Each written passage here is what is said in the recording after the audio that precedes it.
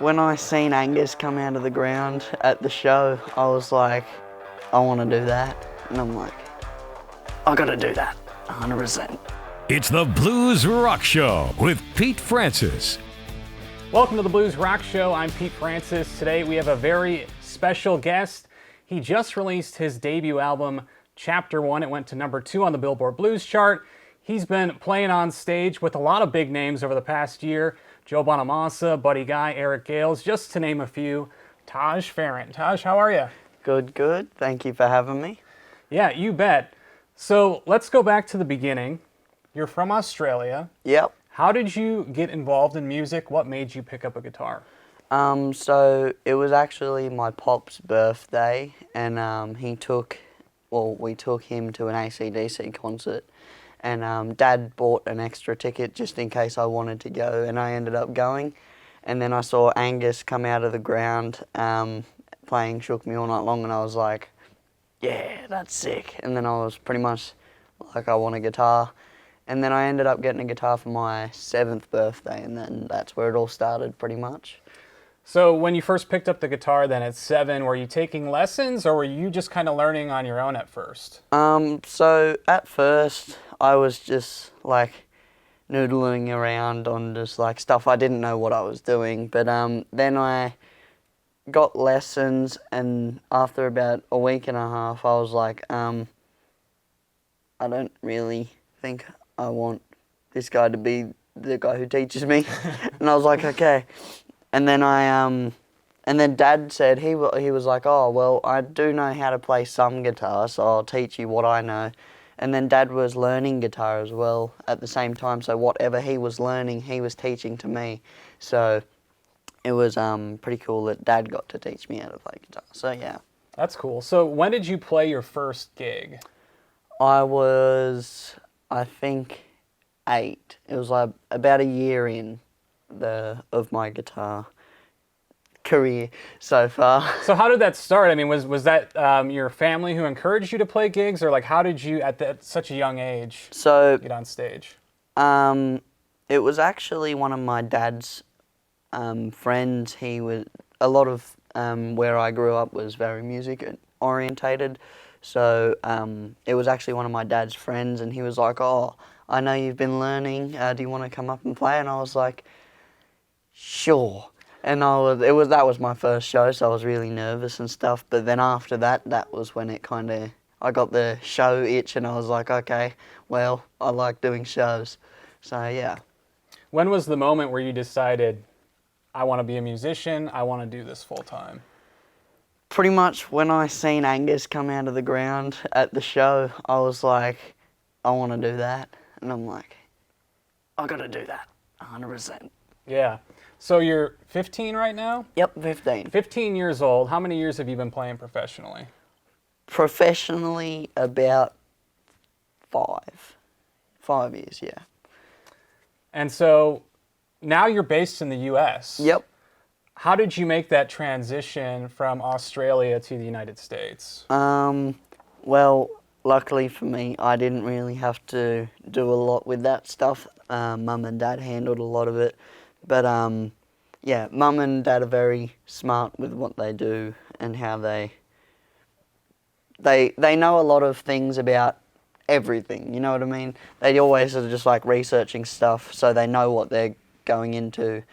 So it was pretty good that I had them to do it, because if I was doing it, I'd be probably in a different country by accident. So how did you decide as a family the United States is the place we need to be to continue to grow your music career? Yeah, so we only moved about a year ago, and it was really because we always did like tours and stuff over here, because we did like we've had like 3 or 4 tours, but this is our first tour that we actually live over here now. So it's a bit different, but the main reason was because flying sucks. So we were like, we don't have to fly if we live there.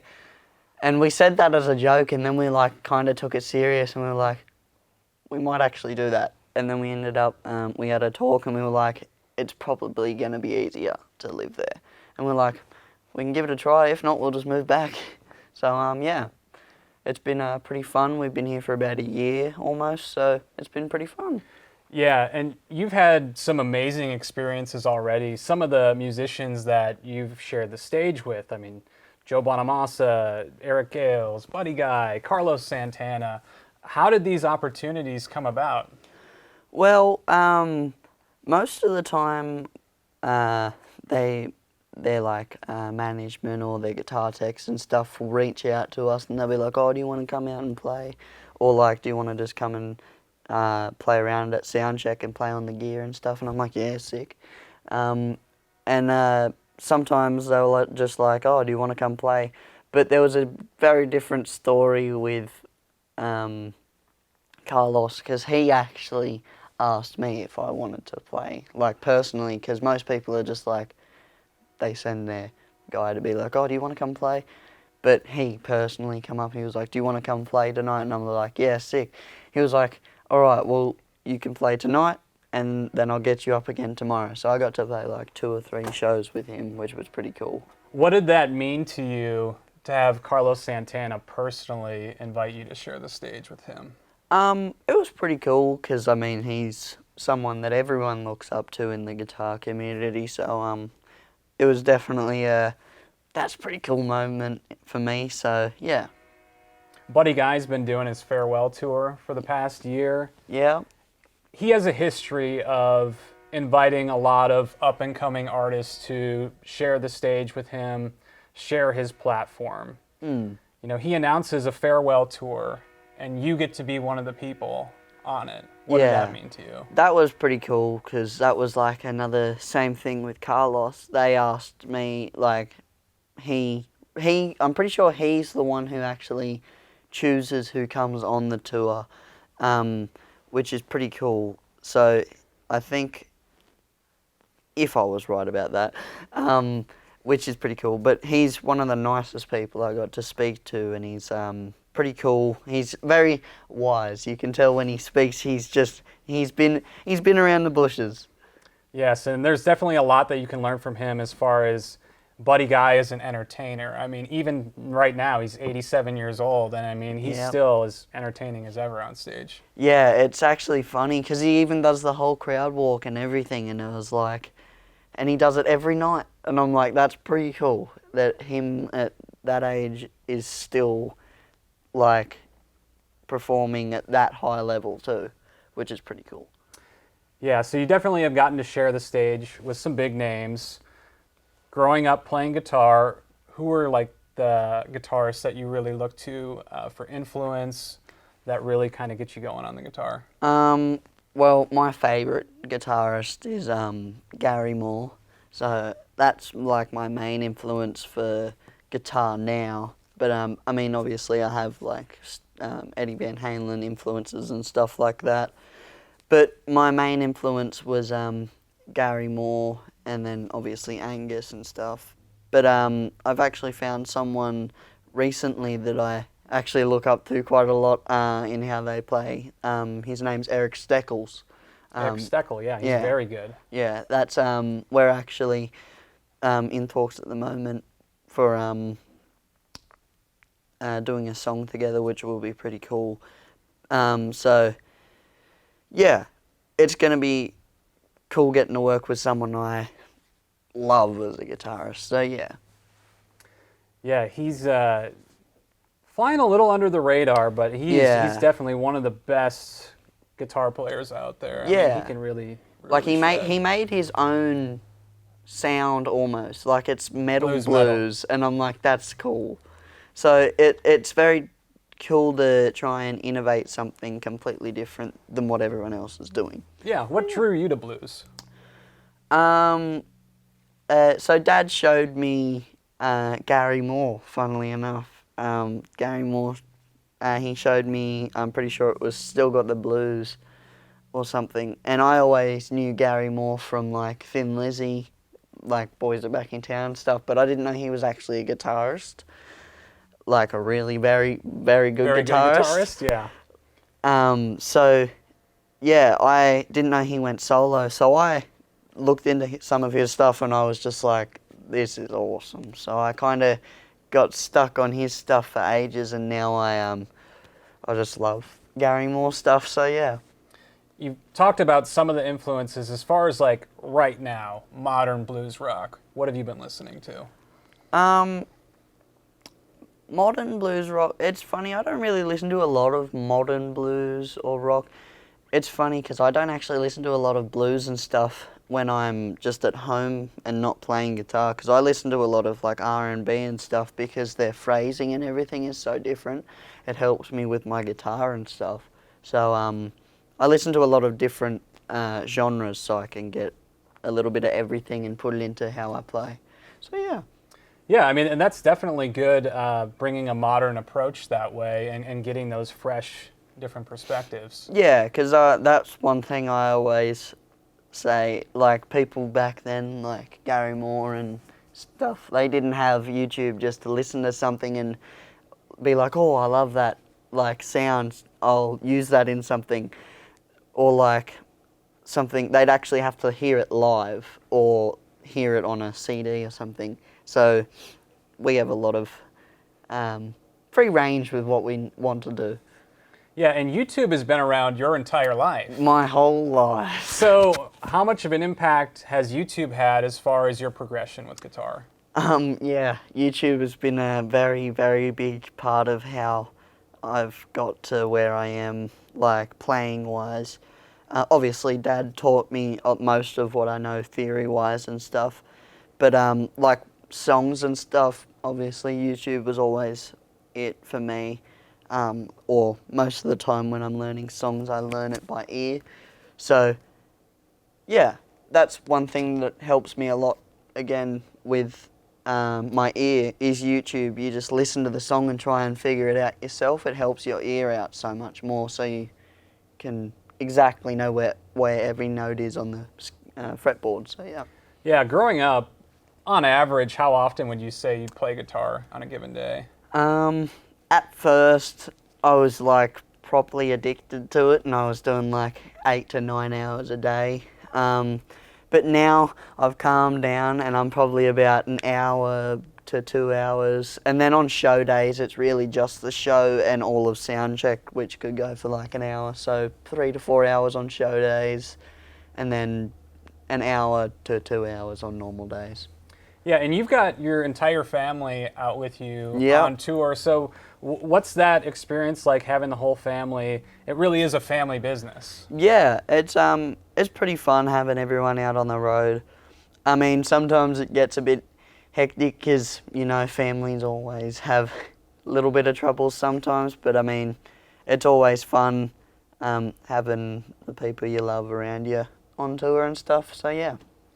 We touched on YouTube, and I want to talk about social media because you've carved out a really large following on social media, and you've done it in a short amount of time. And there's a lot of artists out there who've been grinding for a long time, for 30 years, and they don't have the following that you've built up on social media. So what would you say has been the key to your success on social media and cultivating such a strong following?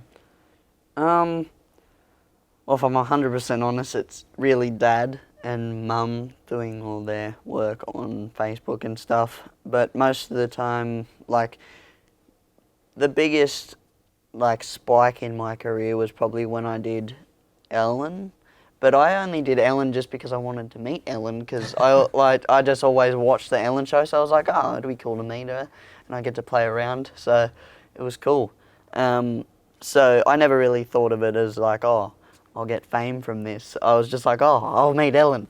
But other than that, I was like, I never really see myself as like famous or anything, so it's pretty cool. I mean, yeah. What advice would you give to someone that wanted to use social media to help elevate their career? It definitely helps with marketing yourself, with like getting into venues and stuff, because a lot of venues will just be like, who are you? And then there was a point where I even knew the point where we were on our first tour, we called the venues to see if we could get a show there. And then it feels good when the table turns and they call you, you're like, and they're like, oh, we'd love you to come play. And I'm like, wow. So, yeah, I mean, social media definitely helps. Yeah. I want to ask you about your songwriting because you've just released your debut album. Yep. It's had a lot of success, went #1 on iTunes, currently #2 on the Billboard Blues chart as we're recording this. How did you kind of get into songwriting? Have you worked with collaborators? How's your songwriting process I work? have a producer, but the producer really did most of like lyrics and stuff, because that's something I'm not really good at, lyrics-wise. I can always come up with lyrics, but I just can't come up with them like that. Because when we're like making songs, I'm like, we have this amount of time and we need to have someone that can make pretty good lyrics very fast, and then I'll make tweaks and stuff to whatever I want. But Ken Lewis, which is who I did the album with, thank you, Ken.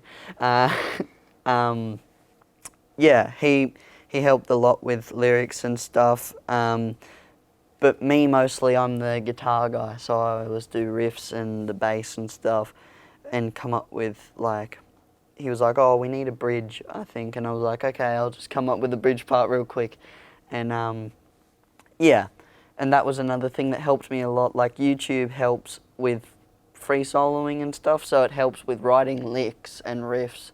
So if you just put a backing track on, you can just solo around, noodle around in all of the scales that you know, and then you can use that stuff and use them in songs and stuff. So it always works out by watching YouTube. Yeah, YouTube. We mentioned the chart success. The debut album's been doing really, really well. You're an independent artist. Yep. So what would you say is the best thing about being an independent artist, and what do you think is the worst and most challenging aspect of that?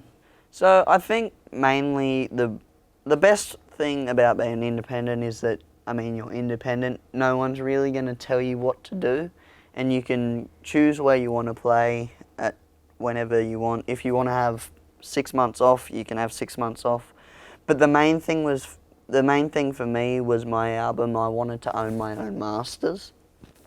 So that was the main thing with me. I just like, no one really owns their masters anymore. So I was like, I want to be the only person that owns my own masters. And then probably the worst part about it is that, like, with a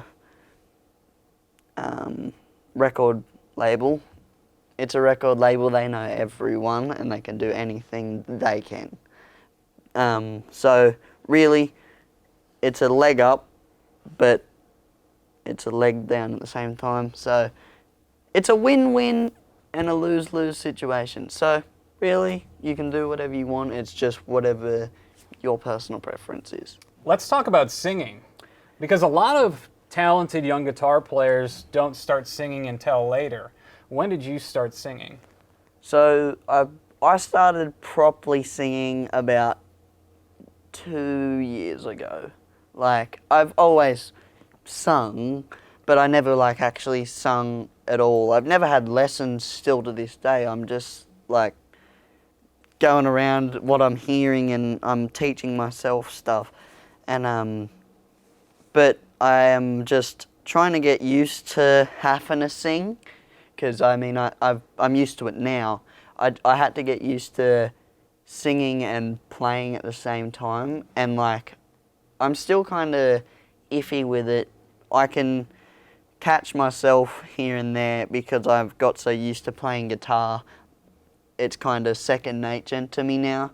So I'm thinking about singing now when I'm on stage. So yeah, it's a bit different singing, but I love it. Did you always think and want to sing, or was there ever a thought, maybe I'll play guitar and someone else will sing? So at first, I was an adamant no on singing. I was like, no, I'll get someone else to sing, it's okay.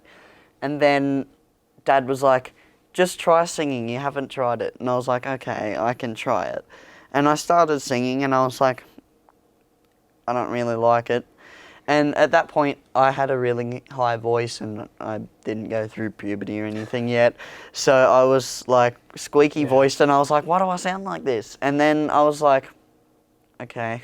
And then I released a song with my singing, and this was only with like 2 months of me singing. So it kind of sucked. And then I'm about 2 years in now, and I feel like it's been alright for singing so far. Definitely not where I want to be, but we'll get there. So, You feel like you're continuing to gain yeah, confidence. continuing getting confidence and stuff in singing. So yeah. So you think singing is a much bigger challenge for you than playing guitar? Well, yeah. I mean, guitarists, you can kind of hide behind your guitar because all you have to do is put your head down and it looks like you're focusing on what you're playing. But with singing, you can't sing with your head down and not look at everyone. You kind of have to be here to get the best sound as well. So it's all like, it's like mind games sometimes. You're just like, everyone's looking at me sing. And what am I doing? I don't know how to sing. But yeah. In your opinion, what makes a great guitar player? For me, I feel like it's fluidity. Like, stuff just comes out when they play. It's not like it's repetitive and stuff. It can be repetitive even. It's just like, it has to flow out on time and just like in perfect moments. You can play one note every minute, and if it's in that perfect moment, it'll work. So yeah, it's really how they structure before they're even playing. It's like improv stuff to me is impressive. So yeah. Speaking of guitar and great guitar players, recently you had a chance to play on the Experience Hendricks tour. Yeah. A lot of phenomenal players. How was that experience for you? Yeah, it was actually pretty cool. I never really played a lot of Jimi Hendrix songs before. I mean, I knew quite a couple of them. But it was pretty cool to actually get put into like a whole Jimi Hendrix phase, and they were just like, here, Jimi Hendrix and some Jimi Hendrix.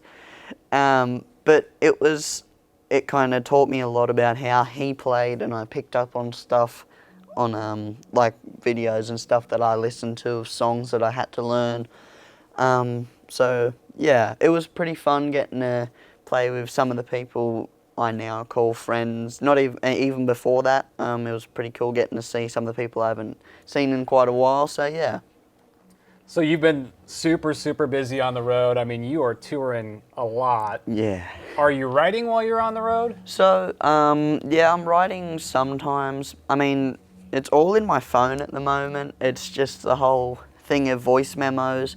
So we're building a studio at our house at the moment. We're just getting everything set up. And then in November, I'm going to go in and start recording the second album. But yeah, really, while we were on the road last year, we went out for like a week and we do shows, and then we go to Ken Lewis's to record for like a week, and then we do that like every once a month or something until we had our full album, and then we finished it, and we were like, well, now we need to find a date to release it. And yeah, now we're in contestants for a Grammy, and if I do win a Grammy, I'll be the youngest male Grammy Award winner, I think, ever. But that's male, not all. But yeah. Either way, I mean, Either way, that would be an pretty amazing, cool. Accomplishment for sure. Yeah. So what's next for you? I'm not even sure, really. I'm just, like, going wherever this takes me. I'm just having fun playing guitar, really. All I'm doing is just playing notes and stuff and singing a little bit. So I'm just doing what I love, and it's just taking me where it wants. So, yeah. All right. Anything else you want to add, Taj? Thanks for having me, and yeah, lovely to meet you as well. Yeah, nice meeting you. And where can people pick up Chapter 1? You can get it at my website, which is just www.tajfarrant.com. So yeah. All right. He's Taj Farrant. I'm Pete Francis. This is the Blues Rock Show. We'll see you next time.